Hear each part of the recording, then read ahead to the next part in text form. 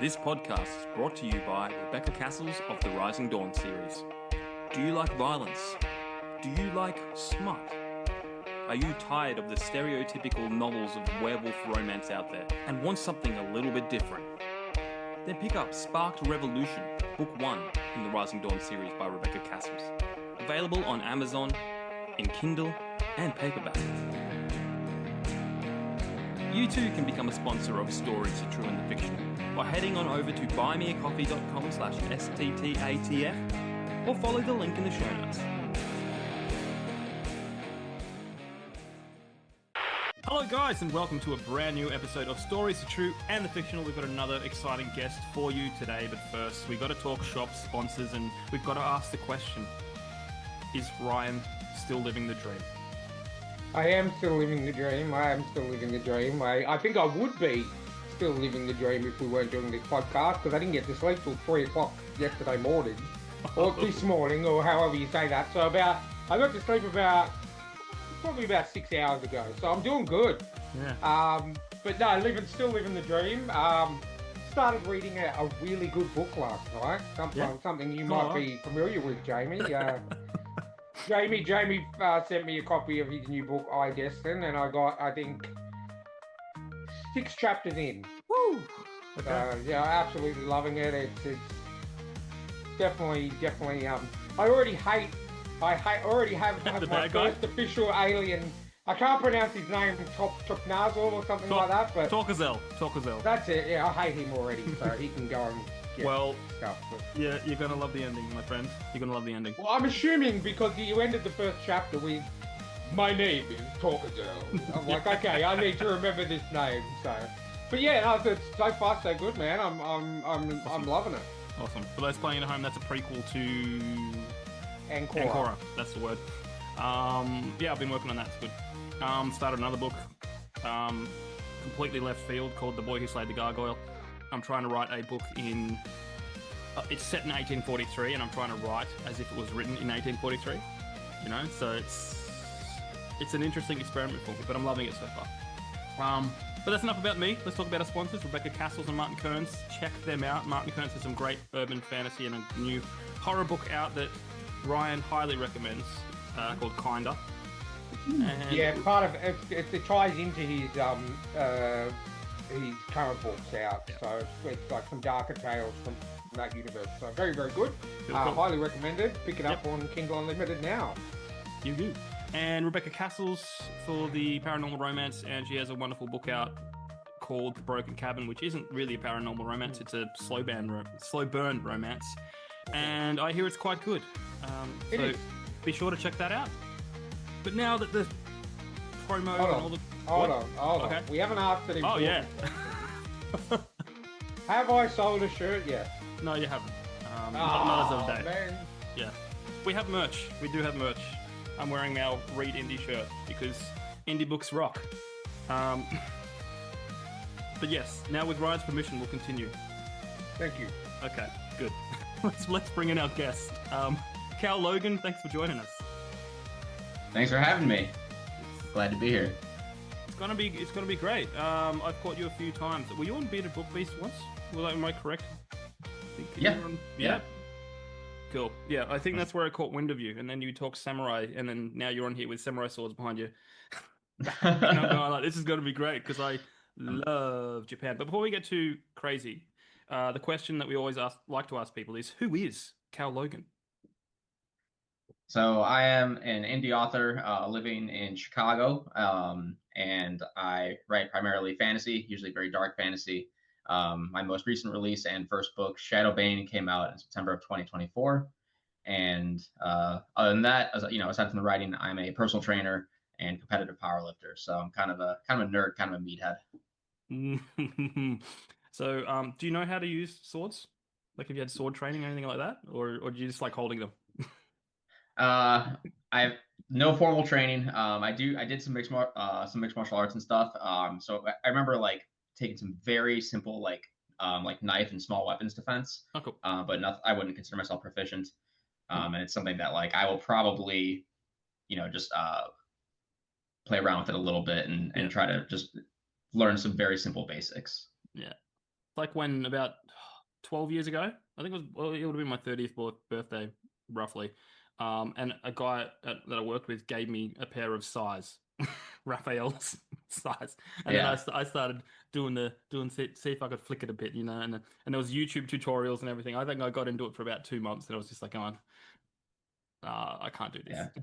It's Yeah, hard. it's fun. The day I got it, I was messing around with it, and I already nicked the couch a little bit, and then I and then I our ceilings are a little low, so I broke one of the housing bulbs for Yeah, so not the actual light bulb, but like just the little dome. I yeah, broke that in one of the ceiling fans, and I was like, all right, I'm cutting myself off. I'm gonna yeah. mount it on the wall, and I'm not touching it until I have like space to swing it until I know what I'm doing. Yeah, that's it. It's like that How I Met Your Mother episode, with the swords Yeah, on. Uh, yeah. it's good. It's good. All right. Well, we're getting crazy, so let's jump into these icebreakers. Do you want me to go first this time, Ryan? Or Oh, yeah, you can go first for sure, man. all right, I'm going to set the world for you, Cal, because ever since we started bringing this question to the table, people kept giving us Miss Universe answers and the political, Mm. I want to end world poverty and all that stuff, which is noble, but we want to get to the pet peeves of people here. So with that in mind, if you could get rid of anything in the world, what would it be? I'm suffering from some recency bias here, but I'm going to say mosquitoes. I went on a camping trip this weekend and I got eaten alive. Yeah. So I think that's those like need to go. that's the fourth Yeah. person in the last 2 months that we've had that their answer was mosquitoes. So Yeah. these poor mosquitoes, they're gone. Seriously, Yeah. they're not going to be around much longer. Yeah. I hope not. They're out of control, man. I worry that this podcast is going to get, the more it goes on, that we're going to be like, all right, there's world peace, there's no mosquitoes, Yeah, people keep giving yeah, us the same yeah. answer. No, but Or we're going to lose our mosquito audience that listen to this podcast. I know. I've yeah, had a couple reach out to me on Instagram and say, look, we don't like this mosquito bias, and it's like, hey, not my fault. I can't control what the authors say, but Yeah, at we're some point, gonna. like a biologist is going to come on here and they're going to be like, they actually contribute a lot to the environment, and you guys don't understand. And yeah, Oh, that, and then we can say, look, that's totally fine, but as long as they stop freaking biting me, then that's yeah, okay. yeah. Like I Cool. say, it's like I've compared them to the weakest evolution of a Pokemon of a vampire. So you've got mosquitoes, you've got vampire bats, then you've got vampires as the final evolution. So Yeah, I mean, they're the ones that you spend all the time in the grass leveling up so you can get the cool one, the yeah. cool yeah. evolution. So Mm. yeah. Sorry to all our mosquito listeners out there. uh, yeah. Oh, my turn. Yes, okay. All right. I'm just like, what am I was about to say, Jamie, your turn. Mm. Okay, question number 2 is what's something that's on your bucket list? Visiting Japan, and Yeah. it kind of fits the whole thing. Yeah. But the story's set. This story's set in Japan, and I've always wanted to go in general, and especially just Yeah. the more I learn about the culture, the more I really want to actually set foot in the country at some point. Yeah. Okay. So can I ask a question then? Because obviously you are a big fan of Japan. Do you play a lot of video games, or do you play video games as well? I grew up playing like Chrono Trigger and the other Yeah. like JRPGs. Yeah. My question. Yeah. Okay. Yeah. Perfect. Have you? I grew up on all those as well. I grew up on Final Fantasy, Yeah. Chrono Trigger, Wild Arms, all the cool games that came out in Mm. Japan that we over here in Australia we didn't really get too many of. So I've had to rely on emulation a lot in my older years to actually play some of the cool games. Yep. Because I'd never played Chrono Trigger until I think I was like 25 because we never got it out here. Mm. So Really? okay, Wow. yeah, never got it, and it's such a great game, and now I play it probably once every 18 months, um, legally, of course. Yeah. But yeah, I've just gotten back into it, and there's just so many great games coming out of Japan that dedicated fans have actually translated into English, so I can actually understand them and get to play those awesome Mm. games. So. I had a feeling you probably were going to say that, so I just thought I'd ask the question. Mm. Yeah. Yeah. You're right. I grew up on Tenchu. I love that game. All right, this next one there's going to be a bit of a picture to go alongside it. Mhm. So what we're looking for here is, give me 1 second, your Mount Rushmore of TV shows. So 4 shows that could be on the air, they could be off the air, just in your life that you've watched and you've loved and you would think belong up on the Mount Rushmore of TV shows. Breaking Bad is definitely on there. That's my Definitely. all-time favorite show. I would argue that there are some great shows that have a bad episode or two. Breaking Bad doesn't even have a bad episode. 100%. 100%. I can definitely agree with that. I'd say Last Kingdom, because Alright. unlike Game of Thrones, they did not screw up the ending. That show actually got better it got better and better season to season. And it started off good, but it just by the ending, it had done such a good job building everything up organically that there were so many huge impactful moments in the last couple seasons. And they stuck that landing so hard. Yeah. Succession, similar reason. It got in and out in 4 seasons and told a really great story. And it was hilarious and super dark. And then this one just came out this year, and it's just a miniseries.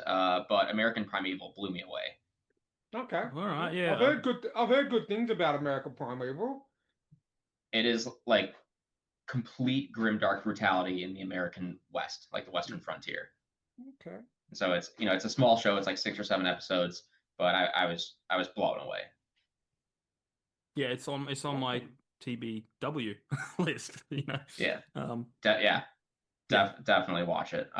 It's I don't know. It's just one of those shows that was just unapologetically like dark and violent and kind of portrayed it just had a lot of like gritty realism to it, and it didn't pull any punches. And I really respect it when a show is willing to do that. Cool. Yeah. No, awesome. I can get behind that. Definitely get behind that. Awesome. All right. Well, question number 4 is, what is your zombie apocalypse plan? That.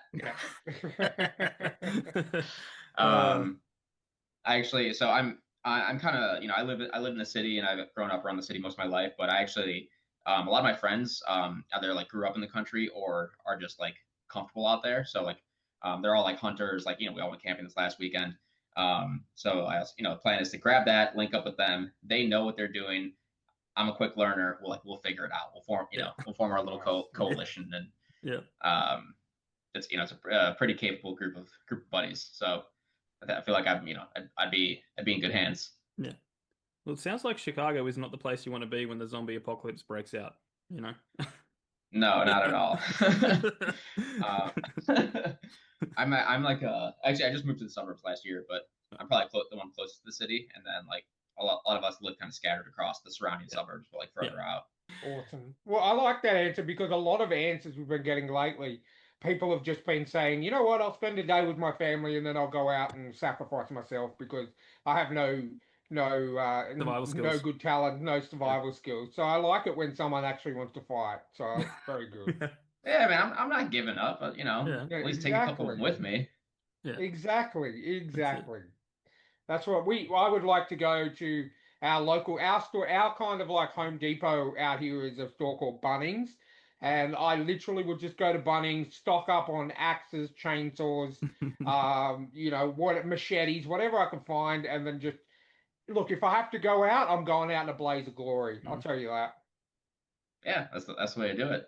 And the best thing about Bunnings is you can get a feed while you're there because they always have a sausage sizzle out the front. Barbecue going. Exactly. Have a bit of barbecue, get some end of the world weapons. You'll be sweet. Yeah. Awesome. All right, our final icebreaker question is, now I'm assuming you're familiar with Bill and Ted's Excellent Adventure, because not everyone is. Very vaguely, like vaguely. But I mean, it involves time travel, right? Yeah. Yeah. Okay. And it's I've never watched it. Keanu Reeves' first movie. Okay, I knew he was in it. I didn't know it was his first movie. I'm pretty sure it was his first, or one of his first. It came out in '89, but yeah. So basically, they got a time machine. It's a phone booth time machine, and they rock up outside your house and say, "Whoa, dude," because they say like that because they're teenagers, right? Rufus has asked us to give you a free ride in our phone booth time machine. Where do you go? All right, a couple questions here. Am I coming back? Yes. Like, Yes. am I visiting? Okay. Yeah. Okay.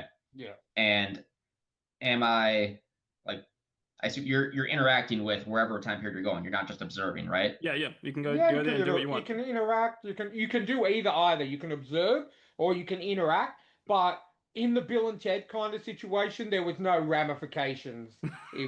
If you step on a if you go back to the Jurassic era and step on a plant, you're not going to come back and the whole world people have donuts for heads. So Yeah. you're not going to have to worry about Okay. ramifications. Yeah. Okay. I don't know exactly which century, but I would probably just want to go back to medieval England, and and just like just see what people were up to back then. Yeah. Um, not even like a major moment, like a huge battle, but Yeah. just like I don't know, just like daily life or like a big feast with like the whole village. Yeah. Like that had to be kind of fun, you know. Yeah. Assuming that they wouldn't think that like this or something is like witchcraft and and like Yeah. kill me. Yeah. Just put a helmet over it, and then they won't see it. Yeah. Just a really big cloak, yeah. Yeah. But yeah, I've always been interested in like medieval history, so I think Yeah. that when you've seen anything like that firsthand would Yeah. be pretty crazy. Like it would be really cool. Have you heard the audio version of Middle English, like the English that they spoke back then? It's I mean, I know so it was closer weird. to German than it is to Yeah. modern day English. Like I can't understand it. This is English? You know? Yeah, it's a yeah, I mean it's Germanic roots and what Yeah. we think of as Old English, where Yeah. come hither ye, like Yeah. Yeah. that is modern English. It's just Yeah. an older version of modern Yeah. Yeah, English, but exactly. Yeah. that's the same it's the same language. Yeah. Tis but a scratch. Yeah. Yeah, that's Yeah. like people were talking like that like 150 years ago. Yeah. Yeah. Like, it's not that long ago. Yeah. You should even go back 100 years and it's just like everything. Like you should hear the Australian accent like 50, 60, 70 years ago. Hmm. It's like, oh, hello, yes. Yeah. Really? Yeah, it's like almost British. Well, That's I mean, yeah. that's interesting. So I heard, and I don't know if this is true or not, but I was talking to someone who like kind of is interested in this stuff, and they were saying that what we think of as like if they show a medieval movie in England and the king is talking oh, like return at midnight and make your report or whatever, and it's Yeah. like they actually sounded kind of like American Southerners, which is why when all the settlers went Protestants that came from England to the U.S. and settled, and then a lot of them moved south. That's why that accent stayed. So what we think of, Oh. so like the modern kind of like Queen's English accent was Yeah. not, that wasn't what it was back in like 12, the 12, 13 Yeah, or wow. 1400s and before that. So now it's like, if I'm watching like Game of Thrones, I'm picturing all of them being like talking Southern instead, like Y'all. like Lannister, Yeah. Lannister's being like, I like come here now, like it just sounds. So you're saying Lannister should have been played by like Matthew McConaughey or something? Yeah. Yes, exactly. Yeah. What did I watch? I watched flipping what was it? Rain of Fire yesterday, just for poops and giggles. That's a great movie. That's underrated. It holds up, man. It holds up. I somehow remember it being not holding up, and I watched him go, "This is awesome." You got Christian Bale, you've got Matthew McConaughey, you've got Jared Butler. Yeah. It's fantastic. Yeah. The scene I remember from that movie is Matthew McConaughey with an axe jumping into a dragon's mouth. Yeah. Yeah. That's what I use to sell that movie to people. Yeah. Awesome. I'm like, well, he fights a dragon with a battle axe. Yeah. I was like, Yeah, that's all you need exactly. to know. Yeah. I mean, if that's not confidence and balls, I don't know what is. Yeah. Yeah. Or it's like in The Gray, I can tell people it's a movie about Liam Neeson punching a wolf in the face. And if you need to know more than that, then you're not the audience. Yeah. Exactly. If you need to know more, then don't bother. Although that movie is it's like it ends like The Sopranos. Yeah. I love that movie. It's one of my favorite movies. It's great. Yeah. Yeah. I enjoyed it. I love not everything Liam Neeson does because he turned into Jason ever since he did Taken, he turned into Jason Statham. Yeah. Like, come here, play a grizzled guy who used to be a cop, and Although he's in the new Naked Gun reboot, which is more a comedy. Yeah. Which I'm looking forward to seeing that because I loved Leslie Nielsen and the the Naked Gun movies growing up. So hopefully that's a little bit of a different take on Liam Neeson rather. But you are right. He's got a lot of he's gone down the Nicolas Cage and now John Travolta path. A lot of straight to streaming movies. I know Nicolas Cage does that because he's got a lot of debt to pay off. And but yeah, look, some of Liam Neeson's ones that I've found on Prime lately have actually been pretty good. Like if you're going into it, it's like Jason Statham. I love Jason Statham movies because I know what to expect. You know, everything that I've watched since The Transporter, I'm not talking like the Guy Ritchie old school, you know, Snatch and all that kind of movies, but I'm talking the current ones. You know, okay, I know Jason Statham's going to kick a lot of people's ass, have a few puns, and win the day. Yeah. And you know, at the end of the day, that's what I like to see. Yeah. That's what I'm going into when I'm watching. When I want to watch a Jason Statham movie, that's what I want to watch. Yeah. But yeah. So my favorite movie of his is actually Snatch, and it's for really? me it's like fun to see him. It's fun to see him in a role where he's not just this like like super badass guy. Yeah. It really is. It really is. I love anything that Guy Ritchie does. I'm 100% into. 100% into. Like he just. I never used to like it when I was sort of in my teens, but as I've gotten older, I just appreciate, you know, a lot more of his movies, so much more. So, but yeah, that's a really old movie, but it's still a classic. Yeah, yeah, yeah. It's great. And to think he started as an Olympic diver. Wait, Jason Statham. Jason Statham was in the Olympics in the 90s. As one of those flippy ones, you know, where they bounce off the board and flip. And wow, I think that's actually what they're called. They're called flippy divers. Flippy divers. Yeah. So I learned something else pretty cool. Where so Eddie Hall, he competes in World's Strongest Man, and and I don't know if you guys have heard of him or not. He's got a Netflix documentary, but he's gigantic. He's like 6'2" and like 400 pounds. He used to be an elite swimmer, like elite as a kid. Wow. Or the guy who played the Mountain in Game of Thrones, Hafthor Bjornsson, also a pro strongman. He used to be a pro basketball player in Iceland, and then he like screwed his knee or something. You know, twisted it up, couldn't jump anymore, but he could put 400 pounds over his head. Wow. I mean, really, for that guy with that height on him, he would have to go into basketball to start off with, I would think. Like, he must be one of the tallest athletes that I have seen in a very, very long time. Yeah, he's 6'7". Yeah, there you go. And and I mean, he definitely wasn't, like 400 pounds when he was playing basketball. No, of at that point, but at that point, like you're that big, you have that frame on you. Yeah, like why not? Why not go into strongman? Wow, awesome. Yeah, that's awesome.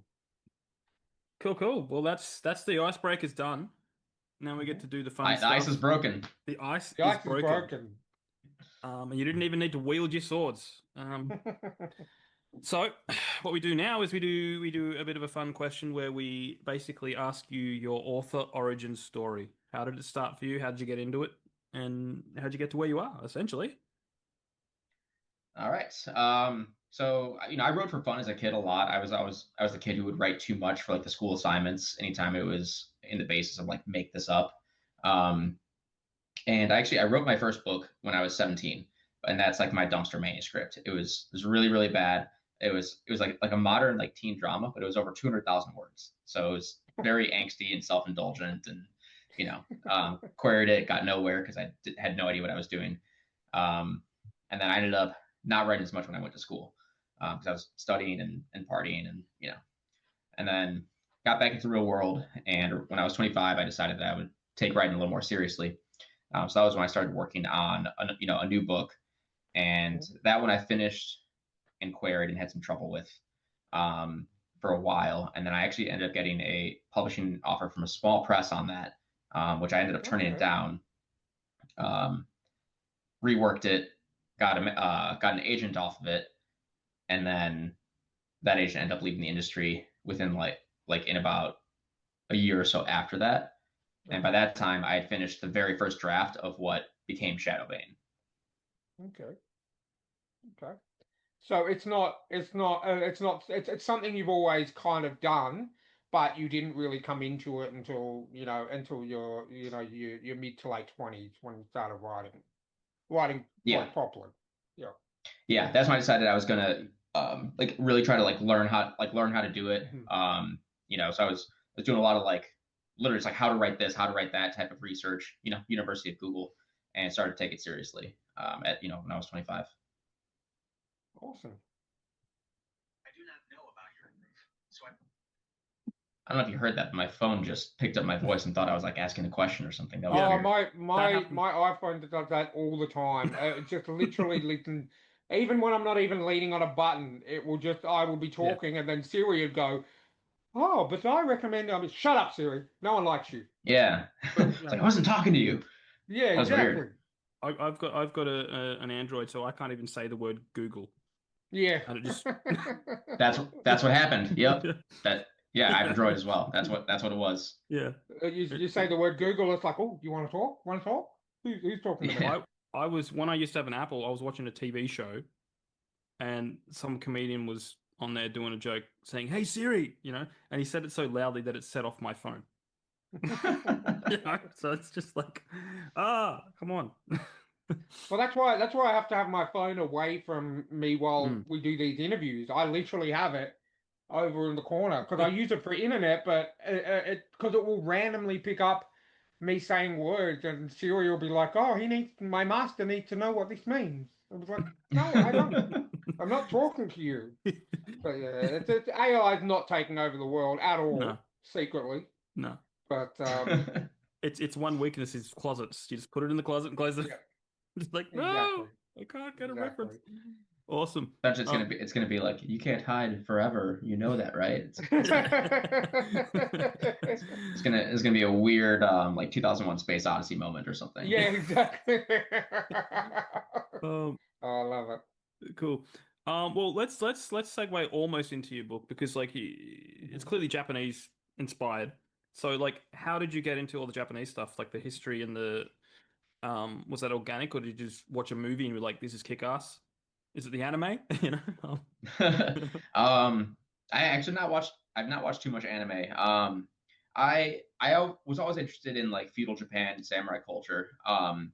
And I had not done like a ton of like research into it, but I was just very like interested in it, I guess you could say on like a surface level. I had the idea for this book from basically a nightmare that I had, and like in waking up from the nightmare, my dog started freaking out, and the nightmare was involving like demonic possession and stuff like that. It was like one of the scariest nightmares I've ever had.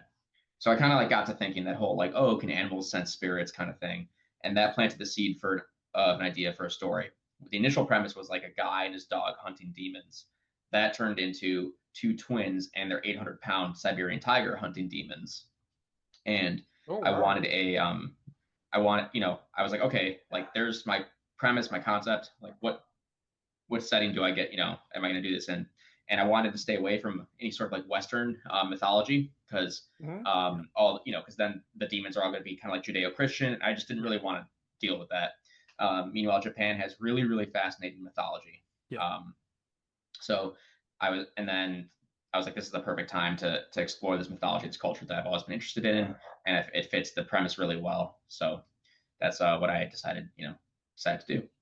yeah. No, 100%. I think way back when, like, me and Ryan used to play D&D, or we still play D&D, but way back when our dungeon master crafts his own worlds from scratch. So we did like a Yeah. supernatural hunting one, and he based all the monsters we were hunting on Japanese Yeah. demons, and go, oh man, they're scary. They are so freaking There's scary. there's so many like crazy ones out there.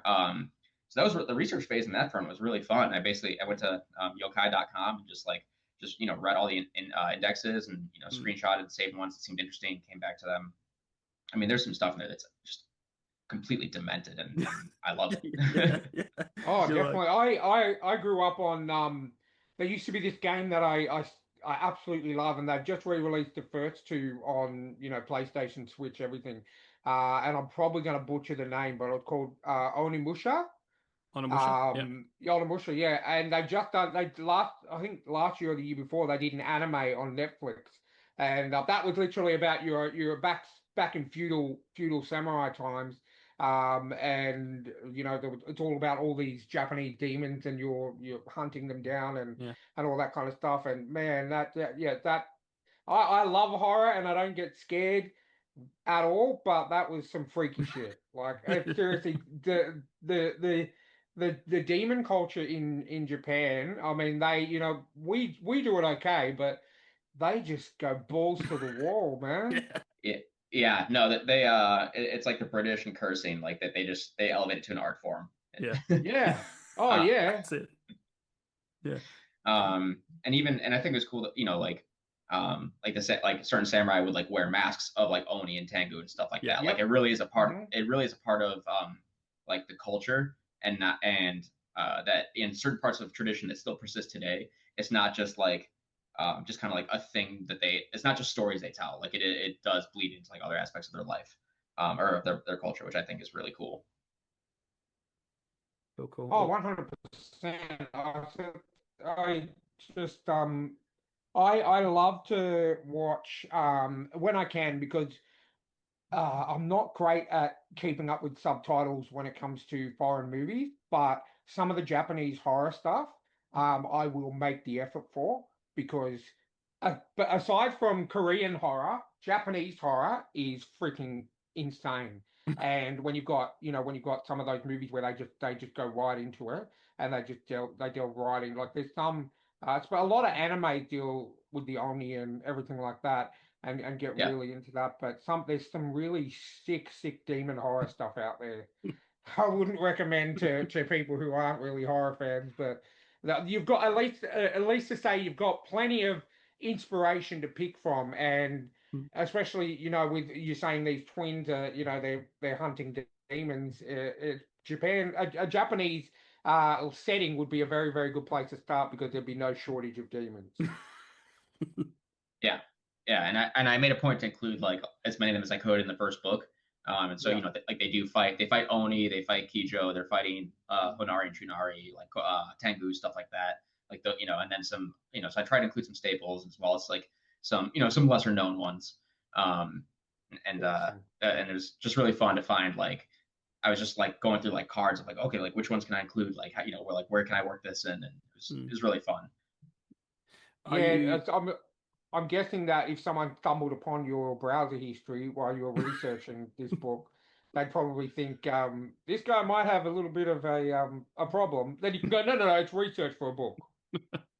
Oh yeah, that's I mean that happens no matter what you're writing, it's like somehow you always like you have to Google, or I mean I just said it again, you have to you have to look up stuff that you're like, man, I hope no one finds this. Like this looks weird.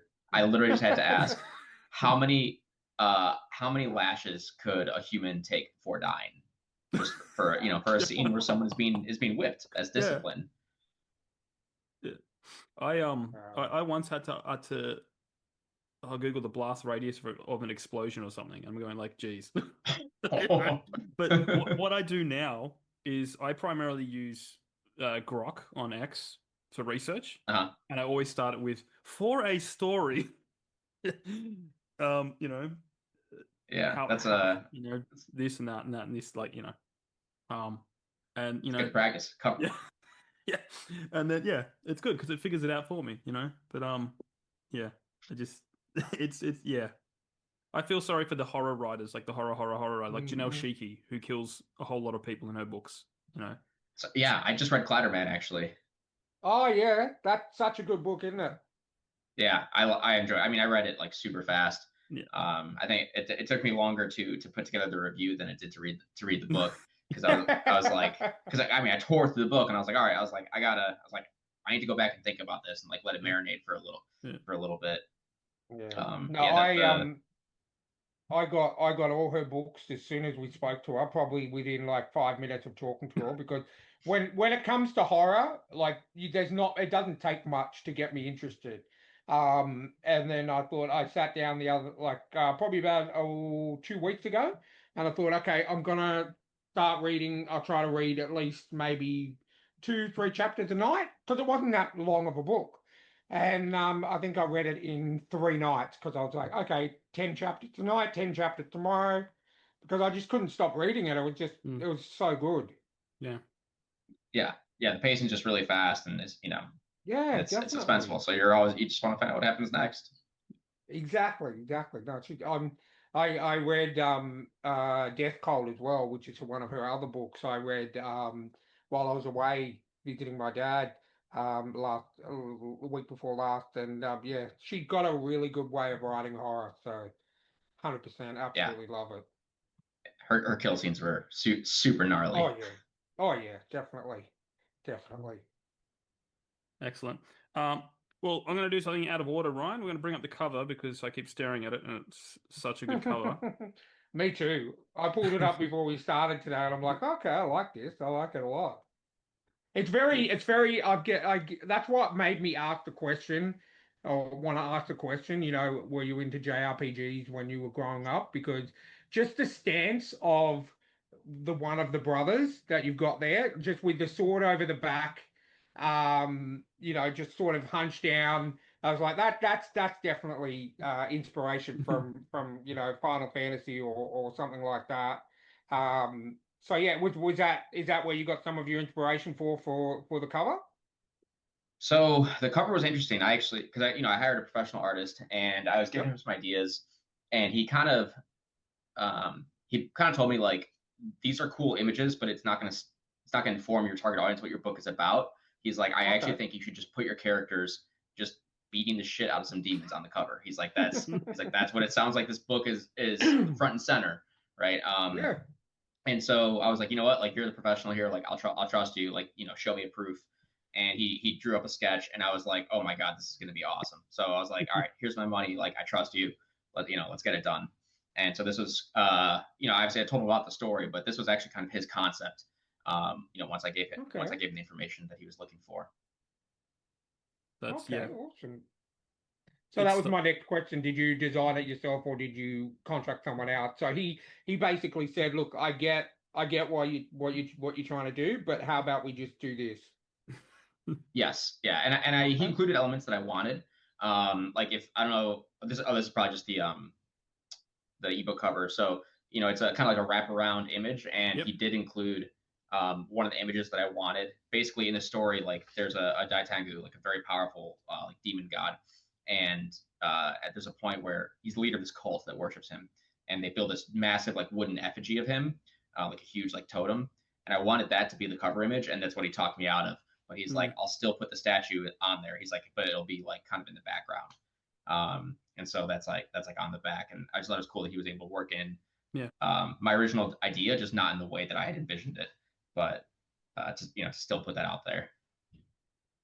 Yeah, I suppose that's a good thing about having an artist, having someone who specializes in that kind of art, in creating you know really good scenes like that. They can sort of say they can work out what you're trying to do, and go, okay, that's awesome, but this is how we make it better. Yeah, and he was 100% right, and so I think it was a good the good lesson there is just when if you're gonna hire a professional, like let them do their job, like Yeah. they know what they're doing. Yeah. Awesome. Cool. So these characters, like, did you give that your artist a description of them first, or like how did you go about Yeah, that? very detailed description. Yeah. Everything from like the way they look, what they like their size, what they fight with, Yeah. their Mhm. personalities and stuff like that. And then for example, like so this character Jin, he's kind of similar to Guts from Berserk. He's huge and he's just Yeah. very like surly and kind of stoic. Mm. And he's kind of like kind of a brute, or at least that's how he appears at first. And so there's a part where I was like, you got to make him a little uglier because his hair was like really cool, like styled and Yeah. anime, Yeah. and he was just very. And I was like, you got to make him like a little dirtier, like mess his hair up, like I was like, he's kind of like Yeah. a dirty savage. He's Yeah. not like a cool, Yeah. like slick guy. Yeah. So he was really good with all the tiny adjustments, to fine tune everything. Yeah. But by and large, like most of the stuff you see on the page was there on his like initial sketch, and then we were just Yeah. fine tuning some details. Yeah. Cool. Awesome. Um, I love it. Seriously. How big's the book? How many words or pages? About 167,000 words. So the paperback's about 520 pages. The hardcover, Ooh. the trim size is a little bigger, so it's about 450. So there's a So lot going on in this story. yeah, it's chunky. It's dense. I think like one of the kind of compliment that someone gave it, where they said something. They're like, I can't read as much of it in one night as I thought. They're like, because they're like, I feel like if I miss a sentence, I'm gonna miss something important. Yeah. And they're like, Yeah. it's just really dense. They're like, and I can't skim it. They're like, I have to really sit and like chew on it. And that that I was like, perfect. Like that's actually kind of what I wanted this to be. Yeah. So with the twins, obviously, being that they are twins, they would have a lot of similarities. But I'm assuming they probably have you set it up so they have different fighting styles and different, they like to use different weapons, or how did you go about working that out? Yeah, absolutely. So, so the names are Jin and Shura. And so, Shura is, nowhere near as big as Jin. Like Jin is like six Mhm. foot six, like, mid 200 pounds. He's gigantic, especially compared to, say, like the average, like feudal Japanese person who might be Mhm. 5'5", 5'6". Yeah. So Shura's nowhere near as big as him. She's not like tiny and dainty, but she's still quite physically capable. But Jin is just a monster. And so he fights with that gigantic sword and a couple like hand axes. And then Shura fights with a katana. She's a little more like kind of like classically trained. And then there is early gunpowder, so she does have like a small handheld cannon and two single Okay. shot pistols. Nice. So she is like so she's more of like a they're like kind of like high like kind of like mid range fire a few shots and then she can go melee. I mentioned they have like a tiger companion, and Yep. so he and Jin are like the tanks. Their tiger's like 800 pounds, so he's massive and just a literal beast. And then they have a squire who's actually from kind of like the European continent in this fictional world, and he's like a Okay. really good archer. So he's their main range fighter. So it's the four of them, so they all have their own styles, and their personalities are very different too. It's not just like they're not just the same person who just fights a little Yeah. different. Um, so like Shura is very charming, very ambitious. She's definitely kind of like the brains of the operation. She understands people. She knows how to deal with them. She can be very manipulative at times, and she's politically savvy. She's there to like she's like the leader of the group. She's the one who actually like gets them their kind of like mercenary contracts, and then Jin more or less just wants to be left alone. And at first, it kind of seems like he's like aimlessly killing just for the sake of like Yeah. the excitement of the chase. And then the story kind of explores his motivations and stuff beyond that. But she's definitely the main one who like drives the story forward at first, and he's kind of just like, just tell me what to kill. Yeah. Just point me at what you want dead, and I will make it dead. Yeah, yeah, that's I think he says almost that at one point. Or that's one exact quote of the book. Yeah. I think it's literally it's like you point, I kill. That was Yeah. him. Yeah. I like Um, it. I like it. and that drives a lot of conflict between them. So the series is called like a schism of souls, and so it's about how these two twins like who at some point they were very close, how they start to grow apart because of the choices they're forced to make throughout the story. Cool. So Okay. is it third person multi POV? Like what's the writing style? Yeah, third person dual POV. Yep. So you get it's a chapter in hers, a chapter in his. It Yep. sticks that format the whole way through. And then it's very close. Like it's not an omniscient narrator. It's very close on like through each person's POV. So you get kind of like their perception of the other twin versus like what that other twin thinks, Yeah. if that makes Yeah. sense. Yeah. Um, like Jin might do something like really like that seems like really heinous, right? Yeah. And in his internal narration, he might feel bad about it, like he has some guilt with it that he's like wrestling, like processing. And then from his sister's POV, she'll be like, she's looking at him and his eyes are just like flat, and Yeah. she's like, oh, he feels no remorse, like he Yeah. feels nothing about Yeah. this. And it's just because he doesn't show that, but you get it once Yeah. you're back in his head. So Yeah. I thought it was an interesting way to kind of show not only how they see the world around them, but they see each other. No, that's awesome. That's cool. I've already added it to my list on Kindle Unlimited, so it definitely sounds like my kind of story. So Mm. it um I appreciate that. Thanks, man. no, definitely. I like I'm as Jamie always says, he's the author, I'm the reader. So I read, I'm because I'm not working at the moment, I can read, you know, maybe I mean your book is going to take me a bit longer because it's a lot longer, which is good. But I could probably, probably get through 550 pages, probably maybe, 2 to 3 weeks, because I do read for a couple of hours every night. So yeah, man, I'm 100% looking forward to checking it out. So I have definitely Yeah. just added it to my Kindle Unlimited. That's what I love about Kindle Unlimited. Like most of the authors we talk to. So if I what how my process is, I get it on Kindle Unlimited, and then if I really like it, I'll buy a physical copy of it. Just because of the amount of stuff I read. If I were to carry that around with me wherever I went away or anything like that, I would have a suitcase just of books. Whereas I can have everything on my tablet and, be able to just read it at my leisure. So, Yeah. but no, that sounds like a really, really good story. I honestly can say I don't think we've been doing this podcast for probably about, 4 or 5 years now, Jamie. Um, Yeah, it's 2021, I think. and yeah, so I haven't heard, like, I when I saw the book, I'm like, okay, it's gonna be some sort of fantasy, but you're ticking all the boxes for me. Japanese setting, demon hunting. Yeah, it's awesome. I can't wait to get Yeah. started in it. That's why I just started Jamie's book last night. I was like, now I'm gonna have to finish that quicker so I can get onto Yes. your book. Yeah. No. No, Mine's no rush, man. Take your time. But Oh no, yeah, I I hope you will. like I've got it. to. no. I We definitely I do my reading when I first go to bed because I don't like you were saying I don't like to miss anything. So I'm not going to stay up past where I'm falling asleep while I'm reading it because I don't want to miss anything. So as soon mm, as I start to feel that little bit of sleep, which is about the 2 hour mark, I'll be like, okay, I'll stop for the night. So mm, I want to take in everything that is on the page rather yeah. than just having to read the same page 10 times. Yeah. But Ryan, the sooner you finish mine, the sooner I can release it. So feel free to hurry up. Oh, okay. Oh, God. Oh, is No, he doing an ARC read or a beta? a beta, yeah. Yeah. Beta. I got to get it to someone else who wanted to read it as well. But yeah, because it's a prequel, you've got to read the other one. I decided Okay. that it doesn't matter which order you read them in, but you probably need to read No. both. to Yeah, that yeah, that from reading the first 6 chapters of I Destin, like even if I tried to put Ancora out of my mind as much as I mm, could, just to get into that phase because you said you wanted someone to read it who hadn't read Ancora, yeah, and I put Ancora out of my head as much as possible, and it works as reading that one yeah, first, and it also works with reading Ancora first, so yeah, it's a yeah, win-win. yeah. Hopefully, yeah. But this podcast isn't about me. So No, back on Shadow Bane, it said book yeah, one.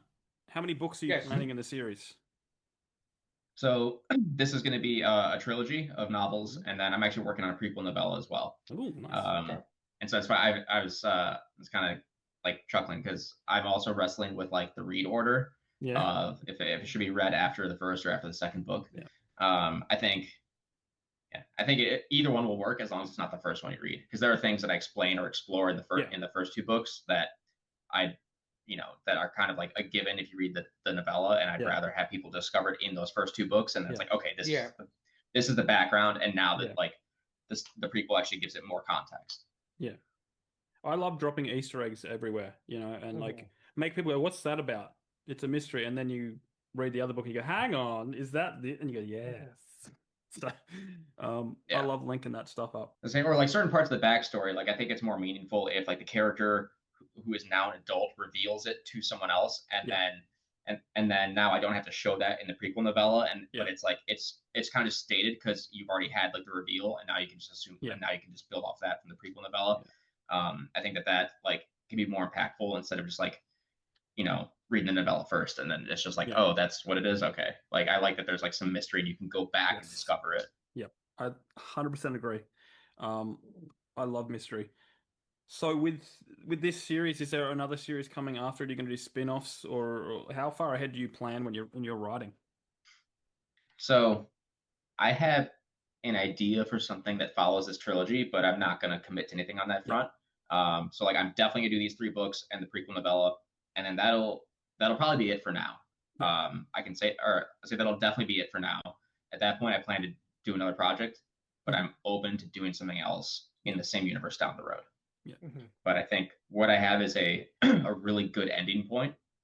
for this trilogy, and so I'm not eager to keep tacking on to that Yes. unless I have something that seems, that I is irresistible for me to write.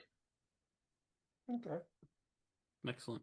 Because are you aiming for the other two books to be the same length or longer? About the same length. Yeah. So I'm pretty close to being done with the second one actually. I have one more like pass revisions and then it'll be ready for betas. That one will, unless I'm way off base and the beta feedback is like you're missing a lot, that one will be shorter by a little bit. It'll probably be close to like 140K. The second one, it'll probably be about the same length. Even if it's like up to 180, I'm good with that. I don't want it to be 200. So I think, but I think the way I paced it will work really well. When I first wrote this, it was a standalone and it was 200,000 words, right? Yeah. And then my agent left the industry, and I was like, okay, and he's like, I can connect you with another agent. I'm like, I'm not going to query a 200,000 word book. Like, I wrote that because I already had an agent who told me to write a standalone. Yeah. So that was when I decided to self-publish. Took some time to think about it. Played way too much Elden Ring, and then I was like, okay, this is probably 2 books. So I split it in half. The first half became Shadow Bane. Started working on the second half, and that's when I kind of had an idea for like another thing past that ending point. And I'm like, okay, maybe that'll be book 3 if I want to do a trilogy, but I'll definitely make this book 2. And I'm working on it, and it got to the point where it was over 700 pages. I'm like, okay, wow. This is books 2 and 3. That like the original thing I wrote is the trilogy. Yeah. And then that idea I had is like, that's just down the road if I want to revisit the series. Yeah. But now I have books 1, 2, and 3, and they're going to end. Book 3 is going to end where that original standalone ended. Yeah. Cool. When I first wrote it. Okay. So does that mean Shadow Bane ends on a cliffhanger, or did you kind of polish it off a little bit and leave it kind of open-ended, maybe? I didn't think it ended on a cliffhanger, but some people seem to think so. So I did have to restructure the ending because of where I chose to end it. But I think essentially, like, Shadow Bane, their mission is to track down and destroy this cult that they think is responsible for the demons coming back, because the demons are supposed to be like gone, but they're not. They're popping up, and so that them like tracking down and destroying this cult, that conflict is explored in this first book, and that's what gets a bow tied on it. But obviously there's a bigger conflict beyond that, and that one does not get resolved, because that's kind of the 3-book conflict. So I think some people treat that as kind of a cliffhanger, but in my mind, I think I answered the question that I set up with this first book about who are these guys, why are they worshiping the demons, like where did they come from, that kind of thing. Cool. No, well, I'm intrigued. I'm a very, very, very slow reader, so I probably will get to it though, because I'm reading a horror at the moment. I don't like horror, but I'm reading it because it's good and it's a mate. But the atmosphere he draws in is just freaking me out, so I'm having to pace myself. You read a chapter, you're like, I'm good. Like that's enough for now. Like, he had this chapter, and scared. If you're listening, Don, it was just about a girl, and she's drawing what she sees in these woods, and then she draws this shadowy, creepy creature, and that's enough for me. It's like, it's just, and it's like, and a mum looks at the shadowy creature. I'm just going, you're freaking me out. There's no blood, there's no gore. You're just freaking me out, man. That's good horror. Yeah. I mean, I remember like I read some Stephen King, like Salem's Lot, when I was like 13 or 14, and I remember there's scenes like the vampires like come in the window. I remember like getting up to like check the window was locked and like, getting back in bed and being like, you should check again, like just in case. No, so I'm going to start, but I'm one of these weird people. I can't read multiple books at once. I'm like kind of like, I want to focus on this, and then I'm the same way, man. No.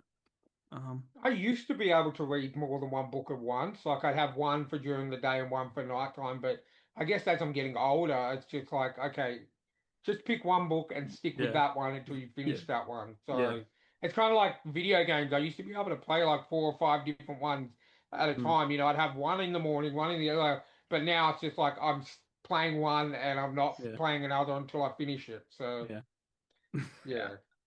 I've always been like a purist, like, play one video game, like play the shit out of it and then move on. Reading same thing. I'll read, a whole series straight through sometimes.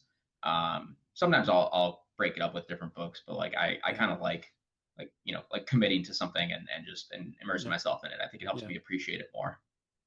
Yeah, I'm Jamie has taught me a new way of playing because I used to just play games once through and then stop. And then, maybe if they're really good, I'd play them again the next year or in 2 years' time. But what I do now is I play one through, not worrying about like completing every side quest and everything like that. I play it once through for the story, and then after that, I'll take like maybe a few weeks break, and then I'll go back, and that's my completion one. That's my platinum. That's my 100%, Okay. complete game. Yeah. And then that way, I'm not ruining my story because I'm doing like 15. The Witcher taught me this. 15,000 side quests in between the main story, and then I forget what's happening in the main story because I've Yeah. just done 15,000 side Yeah. quests. So yeah, I'm doing that one. But can I make a recommendation for you, Cal, just as a JRPG fan? Of Um, course. there's a game that just came out recently, called Expedition 33. Have you heard of it? I all my gamer friends are telling me to get on this. I mean, so I had a lot of I have a lot of gamer friends in the States on Facebook and Mhm. in Japan as well. And they were like, "You need to play this. You need to play this." I was like, "Yeah, but I'm kind of a little bit." At the moment, I'm in a nostalgia thing where I'm more turn-based Mm. than action RPG. Because like Final Fantasy 16 was awesome. It was action RPG. I was fine with it. But I'm going through and I'm playing turn-based at the moment. They're like, no, this is turn-based. And I'm like, okay, okay. So I jumped on. I got it. Um, the story is phenomenal, absolutely phenomenal. They've got a cast of Andy Serkis as one of the big bads. You've got Charlie Cox from Daredevil as one of the main characters. You've got Ben Starr, What? who is yeah, for sure. Wow. Like it is so good, and it's a premise that I've never come across before. It's like it's got JRPG, and then it's got D&D style stuff with parrying and countering and dodging and all that kind of stuff. And I am literally at the final boss as we speak. Um, and this game, I just cannot like. I will admit the final boss has whipped my ass twice. It's the only boss that's actually killed me in the game. Because I am a grinder, I go through and I level up. I will, I'll find an area and I'll just spend hours and hours and hours and just maxing out my characters. So my characters are level 63 at the moment, and I still can't beat the final boss. So I can't remember the name of the studio who created it, but yeah, man, if you're a JRPG fan and just an RPG fan in general, get on it. It is absolutely amazing. I think it's like $40, $50 on Steam, PlayStation, Xbox, whatever you play on. But the cast is phenomenal, the game is phenomenal, the story is like I play on my computer and with my headphones on, and there was a scene that happened, and I literally screamed for the first time, like no! And my wife's like, what's going on? What's going on? And I said, no, this just happened in the game, and she's like, oh, one of your games. I'm like, okay, but Yeah. yeah, seriously, get on it. Get on it. It's heart wrenching. It's Mm. the gameplay is fantastic. It's turn based. The leveling system's awesome. The learning new skills is awesome. It's just a fantastic game. I'll check it out. If my wife lets me, she's still when I played Elden Ring, I got so into that game, and I would stand up and like I was like cursing, like almost threw the Yeah, remote a couple times, and she's yeah, like, Andrew, she's like, I know you're having fun with your game. She's like, but you're scaring the dog. I'm like, okay, yeah, like yeah, yeah. I gotta cool it. Yeah. That man, that is exactly me because we have two cats, and one of my cats likes to sit on my lap when I play at the computer, and she sits on my lap and she's very jumpy. And then when I got my ass beat by the final boss the other day, I'm like, no, fuck you, and she's like, Yeah. she jumped up, and my wife's like, you're scaring the cat. Calm down. I was like, come on. Yeah. So I get it, man. I get into it. Mm. I haven't ventured down the path of Elden Ring because I'm just a little bit worried. I'm more of a story guy, and I've heard the story's amazing, but is it true that it's Dark Soul level hard, or is it playable? It's probably their most accessible game, but if you but if you kind of like have the kind of like get good mentality, it is super hard. Like they give you Okay. things in the game, and kind of like Souls purists won't use some of those mechanics. And if you don't do that, it's extremely hard. But if you use kind of mechanics that are offered to you to make fights a little bit more manageable, then it's manageable. Okay. Because So I I remember actually think when it's a good entry point if it's your first Souls game. oh, okay, good. Because a mate of mine, a mate of ours, Chris, he's a massive JRPG and massive gamer, and he's like, "You need to play Dark Souls." I'm like, "Oh, cool. I've never played it. I bought it on the PlayStation Store, and literally within 10 minutes, I was screaming and yelling and everything like that." And It's still insanely hard. Like it's still going to chew yeah, you up and spit you out. But you can overcome it like with Yeah. Elden Ring. Yeah. okay, awesome. Well, I'll definitely give it a go then, because I've really wanted to, but the only thing that's held me back is like, if it's insanely hard, I don't. I'm the kind of person who I won't give up on a game easily, but if I cannot get, like, if I keep leveling up and I cannot get past a certain section, it just drives me insane. Mm. Yeah. The hardest fight in the game is optional, so there's that at least. Okay, okay, awesome. Yeah. All right, I'll check it out. I'll check it out. And Sorry and that to one probably took tangent. me about 100 tries to beat the first time. It's like Oh wow, it's like the cow in when you summon the yeah. cow in Witcher 3. If you kill all the cows, a cow god comes and you can't beat him. God. That's So awesome. have you completed Elden Ring? Yeah, I'm a psychotic completionist, so it took me a long time, but I completed.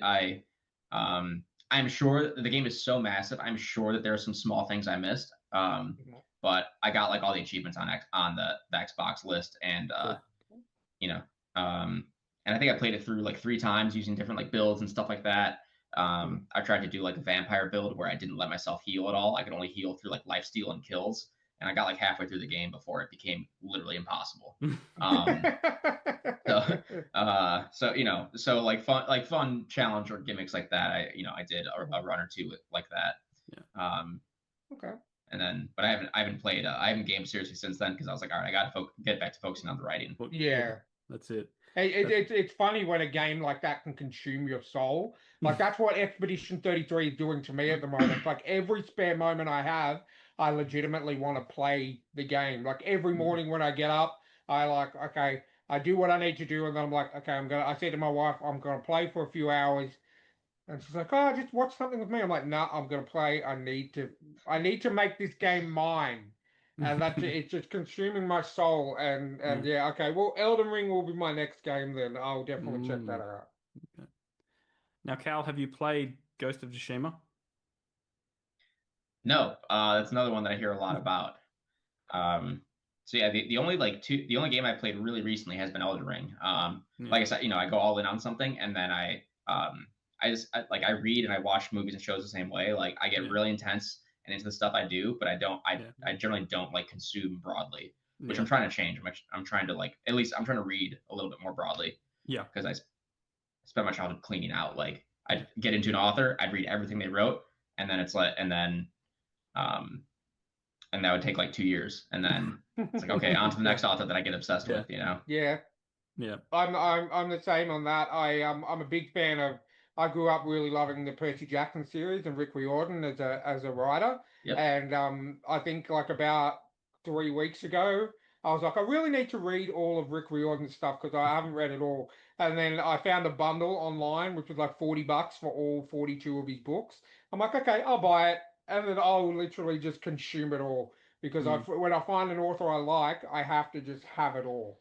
That's Yeah. why I say to Jamie, I was like, I've been bugging him for the prequel. I'm like, give it to me now because I like, if I like your writing, I'm just gonna Yeah. keep reading and reading and reading and reading, and I will never stop unless, you write something Yeah. horrible, which takes a lot. Give it time. Well, I'm glad I didn't give you when you asked me to, because when I went through the second time, I went like, "Ugh, what did I was think? Ugh, what was that?" And you go back and you go, "Why did I write that?" Delete. You know? It's a good sign though, because you do Yeah. that enough times, and then it Yeah. actually becomes really good. Like Yeah. I mean, that's the process of revising. Yeah.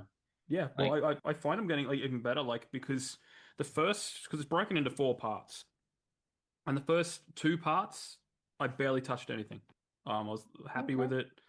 Few tweaks here and there, a few deleting unnecessary lines and stuff like that, but I hardly tweaked anything for the first part. Then it got to midsection because I hate when I get to the middle because I don't want it to feel like it slumps. I don't want to make it feel like it's getting boring or anything, but yeah, I'm glad that I got it to you when I was happy with it. You know.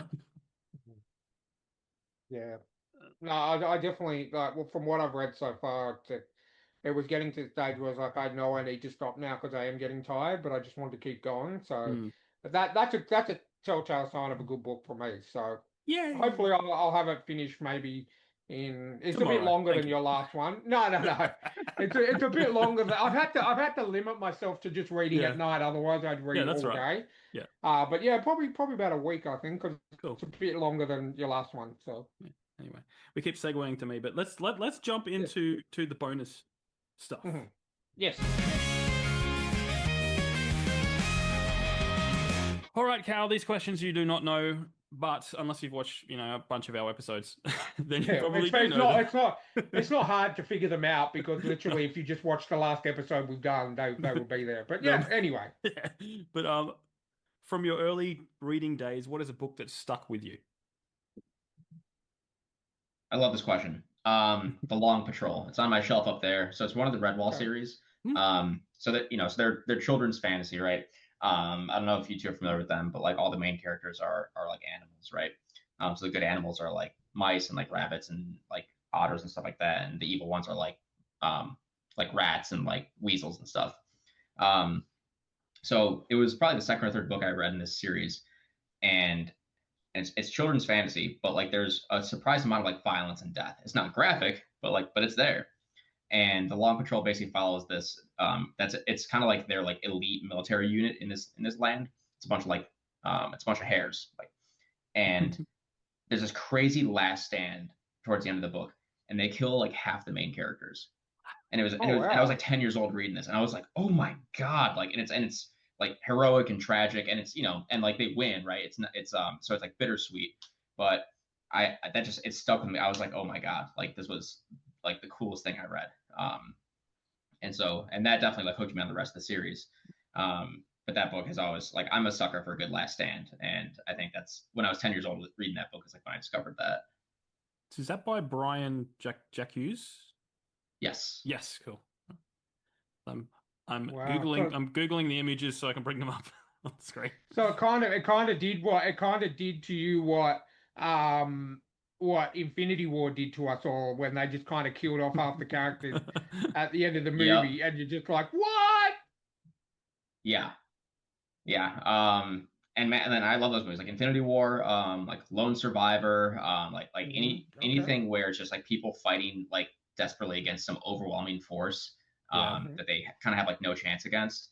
And whether they win or lose, like that's just it's something that it always works for me. I always really enjoy that. Well, guys, if that sounds like something you love, those overwhelming forces where you don't know whether they're going to win or lose, check out my upcoming book, I Destin. Because it's That literally was that. slick, man. That was slick, man. Yeah. Yeah, I like to call it Ned Kelly with aliens. Um, All all right. right, Well, let's your move turn, on to Ryan. question number two. So, if you could spend the day with any fictional character, who would it be, and what would you do? Ooh, any fictional character. Um, I would like to just go drinking with Nikoma Koska from the first Law trilogy.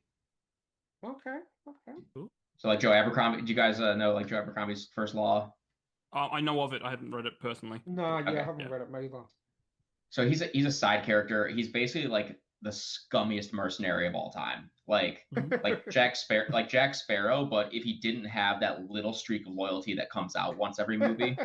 Um, and yeah, he's like super funny, super witty. He's just always chasing the money, but he's like very charming and he has this crazy like overinflated opinion of himself. He'd just be super fun to have a beer with. No, excellent, Okay, excellent. awesome, awesome. It sounds good. All right, the next one. This is one of my favorite ones. I'm going to set the scene for you. All right. So All right. basically, you're going to be in a log cabin with a nice fire going. Someone is going to come in and read your favorite book to you. What is that book, and who is going to do that for you?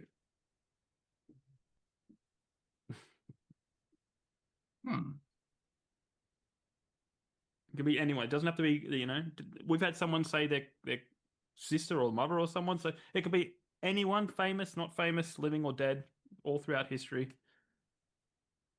Completely wide open. I'm almost tempted just to go like with like a classic. Here we go. David Attenborough, who does the nature documentaries, Yep. but I want him reading like Blood Meridian or something just super violent. just I don't know, something with that like gentle like voice, but be like and then they slaughtered all the villagers and scalped them and sold the scalps on the market. Like I don't know, I would just get a kick out of that. That would be funny. That would be funny. Oh, I love it. And then the family died. A brutal death. Yeah. Stabbed 700 times. Yeah, no, I can get behind that. Men, women, children slaughtered, their entrails turning the creek a blood red. Oh, yeah, I can get behind that. I'll get him to read the Clatterman as well. Oh yeah, yeah, there you go. That'd be pretty cool. Awesome. Awesome. Okay, question number 3. If you could have anyone, question number 4. You did what I did. I did. Question number 4. What is a must-read indie book? Sword of Kaigen. That was quick. That's the quickest we've ever had. Who's it by? ML Wang. So it won SPFBO a couple years ago, maybe like 2019, 2020. It was actually the first indie book that I read, and I was like, "Oh man, like I got to read more of these." Yeah, so I read that it won this contest, and then it also is set in like an Asian-inspired world. And so I wanted to kind of I was reading Poppy War at the time. I wanted to read more books in the fantasy books in that space, since mine was like kind of in a similar vein, and it was incredible, man. It blew me away. Wow, looks awesome. I just brought it up.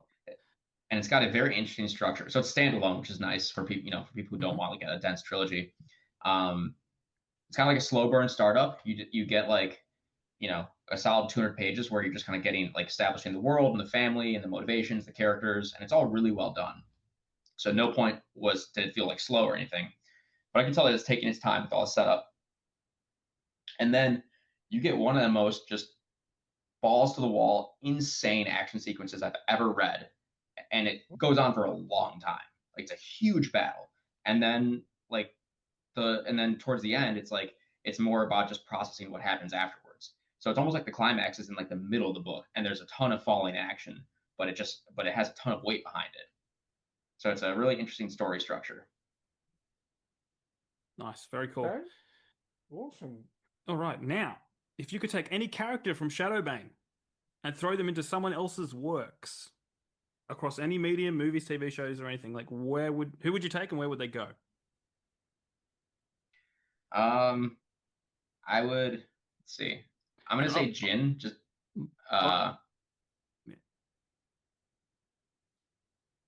what I need to think of like a property where like the good guys lose, but like not by much, and then having Jin just swings it completely. Yeah. Because well, you could do Infinity War, and then when Thanos gets struck, and then just before he clicks, he does the decapitate. There you go.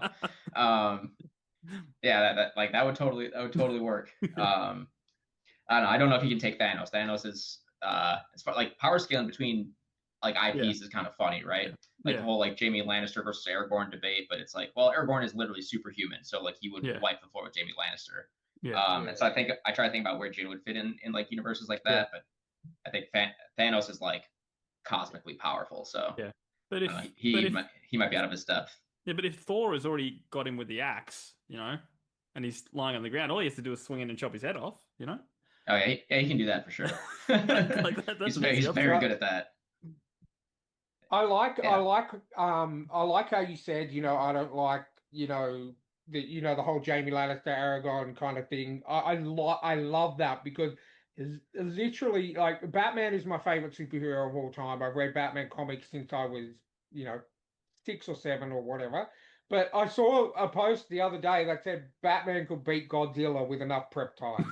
I was like, come on, man. And like, seriously. No, He's that's like, ridiculous. it's just, Yeah. as much as I love Batman, I was like, no, like, Did you know that back in 1966 there was a Batman versus Godzilla movie planned? probably. Really? 100%. I'm Look it glad up. it got scrapped. I'm glad it got But scrapped. it would have because been Adam West. Adam It would have West been Okay, Adam West. Super Okay, I campy. changed my answer from the time machine question. I want to go back to 1966 if it's a version where that movie comes out. and make sure it gets released. Yeah. Yeah. 100%. No, it's I look it up. I think it was 1966 or something like that. It was just like But I just absolutely Amazing. hate it when that happens. When they're like, oh, I'm just like, no, like, or Superman versus Goku or something like that. yeah, I'm just like, just keep it calm real, down. keep it real. I saw a comic, like a little gag comic recently where it was like Superman with enough prep time. It's just like and he sneaks into Batman's lair and injects him with polio or something. And then Oh my Batman's God. like, oh, and this is like, oh, what are you doing? That's not fair. And he's like, oh, but you can use green rocks. Yeah, Yeah, it's like, exactly. Yeah. it's like it's not fair, you know. It's funny. Exactly. All right. Well, question number 6 is the last question. It's my favorite Yes. question. So, if you're stranded on a desert island for the rest of your life, what are your 3 desert island books? Ooh, Now hang on. to mention the rules, I guess. If it's under one cover, it counts. So you can take Lord of the Rings, all the trilogy, because it's published under one hardcover. So that's Yeah, the rule. but you can't. We had people going, "Oh, I just take this trilogy and then this series, which is 70 books long." It's like, no, you can't do that. That's Yeah, like, I don't like to make rules, but yeah, sometimes we have to. yeah. So, Oh man, that's a tough one because I my favorite books are all trilogies. Like First Law, Red Yeah. Rising, yeah. the Black Company's in there. I'm working through Mistborn, which is amazing so far. You know what? I'm just gonna stand by my favorite author, and I will take all 3 books of the Age of Madness, which is Joe Abercrombie's Joe Abercrombie. third trilogy. Yeah, Cool. Okay. Nice because I and easy. mean, I thought about splitting it up between trilogies, but I'm not gonna read like only the first book of that and then jump Yeah. to something else. So Yeah. Yeah, exactly. Well, the desert island question is there is no possible chance that you will ever return to civilization. So it's not like you can go, oh, I'll just take the first book of this series because eventually I'll get rescued. No, there is no rescue. There is You are stuck on that island for the rest of your natural life. or I don't know, maybe I'll take 3 different like survival books, survival manuals, Yeah. and Well, become That would be a emperor smart of that thing. little Or just island. one. I've heard someone say, I'll take volumes 1 to 3 of How to Escape a Desert Island. Yeah, there we go. Yeah. But yeah, look, if you take one survival book, I think that'll be okay. You can have a bit of fun with the others, but yeah. But yeah, look, at the end of the day, you're never going, no matter what you do, you're never going to return to civilization. So Yes. we have to make the rules for this question because people just try and cheat all the Yeah. time. And if you're lucky, maybe Yeah. David Attenborough will be on the plane with you. Yeah, you It never goes know. down. He might be on the plane with you, Shall I read you a book? and he can Yeah, narrate it to you. Yeah. Yeah, if he ends up on the island, I will happily stay. I'll volunteer to stay there. Yeah. Story time with him must be brilliant, you know. Right? Well, isn't he? Isn't he like he's like almost 100 now, Yeah. isn't he? Well, he outlived his brother. Yeah. Do you know who his brother was? Richard Attenborough. Welcome to Jurassic Park. Jurassic Park, yeah. Yeah. Yeah. How amazing is that? Even though they look nothing alike. Nothing alike. Well, one looks like Santa, and the Yeah. other. Well, is that because he played Santa in Miracle Yeah. on 34th Street? Yes. He did? Yeah. Wow. Yeah. Yeah. I have useless knowledge about pretty much every movie ever created because my wife doesn't know. We don't use IMDb anymore. She just Yeah. looks at me and goes, Yeah. "Who's that? Who's he? What's he been in?" I'm like, "Oh, he's been in this, this, and this, and this." Yeah. It just I retain that information somewhere, some way. Awesome. Well, thank you so much for joining us, Cal. All we have left Yeah. to do now is give you the floor to plug what you want. Tell us where people can buy Shadow Bane, follow you, and keep up to date with everything you are doing. So the floor is yours. All right. Well, before I get into that, thank you so much for having me. This was a blast. Very As far welcome. as the shameless plugs, so Shadow Bane is available on Amazon. You can also go to my website, callogan.com, and get yourself a jacketed hardcover copy directly through direct order through Ingram Spark. The link is there as well. I am active on Twitter and Instagram, so if you want to keep up with me there, please do. And I am currently hard at work on both the sequel to Shadow Bane and a prequel novella. At least one of those will be out next year, if not both. And then I'll have an audiobook coming out in 2026 as well. That was supposed to come out this year, but that is being delayed because of complete circumstances completely outside of the control of anyone involved in that production. Someone's house got flooded and their studio basically got ruined. So, yeah. Wow. So that's being delayed. But they're having a worse time than I am. So that's I'll just be patient and but yeah. So next year should be a big year. In the meantime, I'm just plucking away at the keyboard. Cool. Awesome. And before we sign off, guys, I do have a special announcement for Ryan D. Haig. One of your shirts just sold. Was it you that bought it, Damien? Congratulations. No, it wasn't. It wasn't. Okay, No. Awesome. So someone out there shall be living the dream like you. That's made my whole day, that one. Yes. I literally was going to commit last episode we recorded to watching Strange New World if one of my shirts sold. Lucky I didn't because I don't want to watch it. But there you go. Well, I can now officially say I am living the dream because someone had bought my shirt. There you go. Yes, guys, we do have merch if you want to support the show. Links down below. Also support our wonderful sponsors, Rebecca Cassells and Martin Kearns. Check out their stuff. They are great friends, great people, great authors. If you want to come on the show, thetrueandthefictional at gmail.com. Check out our socials. All the stuff's down below. And until next time, keep supporting those indie authors. And we'll catch you on the next episode. See you next time. All right. Thanks again for having me.